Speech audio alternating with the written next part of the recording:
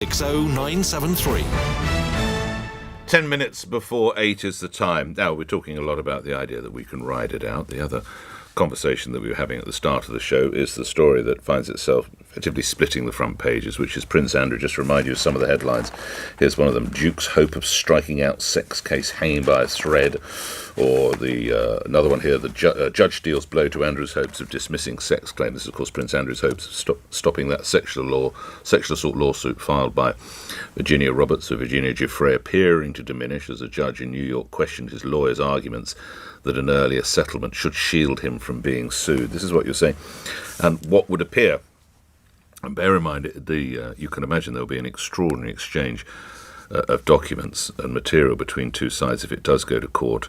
And there are two things that really Prince Andrew's story, and not least with that interview, hang on. One of which is whether or not he can sweat as a result of brave military service that he undertook in the Falklands. So, of course, he'd had a rush of adrenaline. As yet, they've not been able to prove that. And the other is that on a key date, which he has always denied, but it is claimed that he had sexual relations with a young woman, he was actually in a Pizza Hut in Woking. This is what you're saying about that particular thing. Stuart in Swindon, I find it interesting when you said people in Woking not remembering being at Pizza Express. I remember precisely when the Prince was in my workplace over 20 years ago, as he wasn't particularly pleasant. I also, in a similar way, remember Princess Anne being in my workplace over 20 years ago, and she was absolutely lovely. I do love stories of the royal, although you'll have to go a long way to beat that one that we heard at the end of last year. I was driving in Norfolk and Prince Philip came down with the then King of Greece and nearly killed me. I mean, that's just one of those lines you will never forget. Tony says surely a credit card statement could prove if he was Pizza Express, or would he have paid in cash? Is this a lie? ... Well, we'll have to wait and see. Back to the idea, though, of riding it out, which is what, of course, the Prime Minister is saying. And he will take, I'm sure, great comfort from the front page of the Financial Times today, which supports this and says that shares in certain industries, leisure, travel, are starting to increase as it is thought the world accepts that Omicron, of course, it has to be dealt with, absolutely. But it is not as severe as previous strains.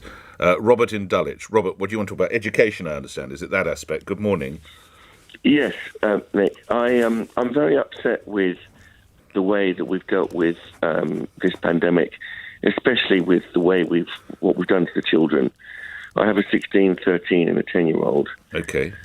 And in fact, the 16-year-old now, so I'm half Caribbean, we're making arrangements. Sorry, someone spoke. You're from the Caribbean. Someone said just at a key moment when I needed to listen to you, someone decided to talk to me. What did you say about the Caribbean? I'm sorry. Yeah, so I'm half Caribbean. You're half Caribbean, right, sir? Okay, yeah. Thank you. And my auntie lives there.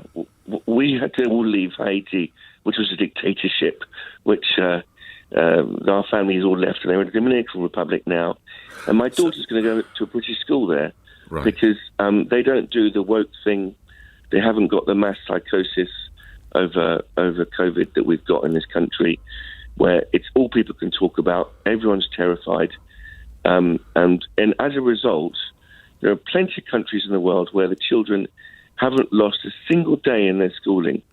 But in this country... Well, I would suggest they're not possibly international hubs such as London or the United Kingdom. Notwithstanding the importance of, I think you said, the Dominican Republic, of course, but I don't think it has anything like the population or the throughput of people. No, it doesn't matter with this bug. Well, there's a polar exploration centre. There's 25 scientists. You read it in the Times the other day. 25 of them in the middle of nowhere. Their nearest neighbour is a polar bear 20 miles away, right? I don't know where we're going with this. Right? Yeah. No, what I'm saying is they all triple jabbed. They all got COVID. They've had a COVID outbreak. There's COVID outbreaks on passenger ships, cruise ships, where you can only get on if you're jabbed. Well, I would point you, if you don't take action, you do what Brazil did, and they have more than 600,000 people who died, because if you remember, they decided to take a very different view, and I don't know that that's the way forward. But the most important, I wish your children nothing but safe passage. I hope it works out where you choose to educate them. I have to move on, Robert, because we do have the government minister we have to put some pertinent questions to, but best wishes to your family. Thanks for that. Let's go to Conservative MP and Care and Mental Health Minister Gillian Keegan, who joins me now. There are headlines suggesting, Minister, that the PCR requirements will be removed, the testing rules, because we're having enormous problems with train deliveries, bin collections, and indeed in education. Can you confirm that this morning? Good morning. Good morning and Happy New Year to you, Nick. Well, Happy New Year to you, Gillian, if I may call you that. You may call me that. No, I can't confirm it, but I know that because of the absolute, just huge amount of lateral flow tests that we're doing, they are looking at the testing regime all the time. They're keeping it under review. So I know that they are looking at what makes sense, because obviously now most people are doing many lateral flow tests in a week, or a couple of times a week at least. So they are looking now, because we know that there's quite a high positivity rate with PCR tests. When might a decision be taken, Minister? I think it's, within the next day or two. They're obviously looking at what makes sense. We keep these things under review all the time. But one of the things we've done over Christmas is work very hard to triple our lateral flow test capacity, so that we will have 350 million for January and another 350 million for February. So, and we had our largest day yesterday, where we sent out 741,000 to people's homes. So we are, I think, testing using lateral flow tests more per head than any other country in the world. So obviously that is a big part of our testing regime with Omicron. Minister, what would your message be? Because some people are saying that they're trying to get these tests for themselves or their children. They're experiencing enormous frustrations, whether it be at pharmacies or even online. Obviously, this is quite a figure that you're trying to attain. What is your message to them? Do you accept that there are perhaps currently some bumps in the supply chain that need to be worked through? Yeah, there's been a massive surge in demand. People are using them before they go out for meals, before they go to schools, before they go to work, before they go to see an elderly relative, etc. So there's been a massive surge in demand. So it has taken us, a bit of time to make sure that we've got everywhere, because people were going and they were running out very quickly. But we do have enough lateral flow tests, and we are urging people, if you go on the website and you don't have any available, then try a little bit later and keep trying. In fact, I was on a group yesterday where people were frustrated they couldn't get them, and then they opened up again and everybody ended up getting them that afternoon. So do keep trying. They are there, they are available. As I say, 741,000 packs were sent out in a single day yesterday. So and we'll be doing that, and we'll be continuing to do that, and we're looking to increase that capacity even further. Do you think in a sort of a week's time then these problems, these bumps will be ironed out then, broadly? Give you about a week or so, Minister. I would say people should keep trying, today, tomorrow. There's lots going into the system every day, whether it's going through pharmacies or it's going to the home systems as well. Every day there's more and more going in. So keep trying. But it certainly will feel a lot easier as we get to 350 million within the month, which is effectively tripling our capacity. So that obviously will make a difference. And of course, people surge forward at the beginning, and then they've got some boxes at home. So it becomes a little less everybody looking to get them at once. Turning to what we heard from the Prime Minister yesterday, he said that we should ride this out, and possibly in some instances you should try and get a lift or call a taxi to go to hospital if you had a heart condition. If I were to collapse in front of you with a heart attack, Gillian Keegan, would you try and get me an ambulance, or would you pack me off in a car, in a cab? Well, I would try and get you an ambulance. I mean, we've obviously... the whole system is under pressure. There is absolutely no doubt. And we anticipated there would be a lot of pressure this winter. Obviously, Omicron has even added to that.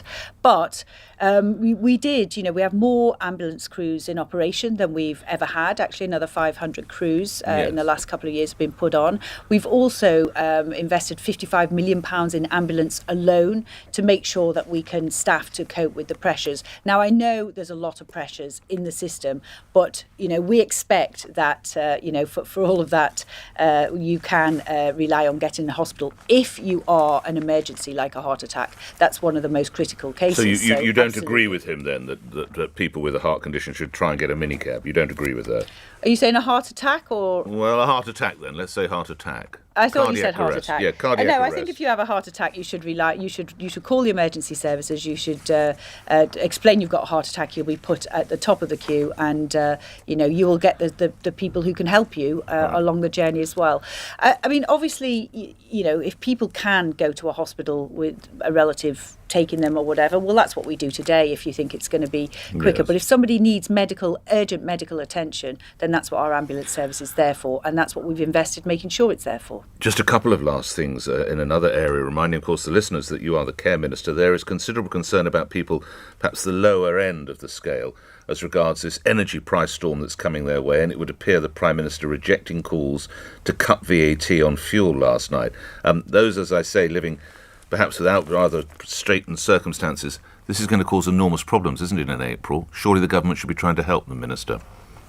Well, absolutely, and that's why we have been very focused on those, particularly, as you say, at the lowest earnings level. So first of all, obviously the increase in the earnings, which is the national living wage, and also the change to the taper rate, which will make a massive difference, a couple of £1,000s a year between the two of them. But we also, specifically for fuel, have a number of schemes, and we've also invested additional payments, money we've given to local authorities. So if somebody is struggling, then they should contact their local authority. There's a number of schemes, cold weather payments, winter fuel allowances, etc., which they may be eligible for. But if they're struggling, there's a specific fund that we've given to local authorities for those people who are really feeling the pinch and particularly can't afford their fuel bills. But wouldn't an easy way to do that would be to cut VAT on fuel, Minister?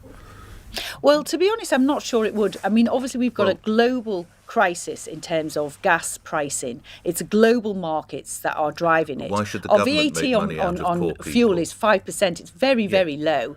It is very low. So I don't think you would find that would combat the global markets and the impact of the global markets. But if I'm bouncing on the bottom, that 5% could be as much as 50, 60, 70 pounds. That could make all the difference. Why should the government make money out of me if I'm bouncing on the bottom and I need to heat the house for my children? That's why we put a more targeted system in place. So if you're in that situation, there is a specific fund which each local authority has for people in that situation, specifically for fuel bills and other emergencies that people may have. So it's much more targeted. Right. Obviously, VAT, everybody pays. It's much more targeted. OK, lastly, should, and this is probably one of the most key questions in politics at the moment, should Anthony Charles Linton Blair be Sir Tony Blair? Minister.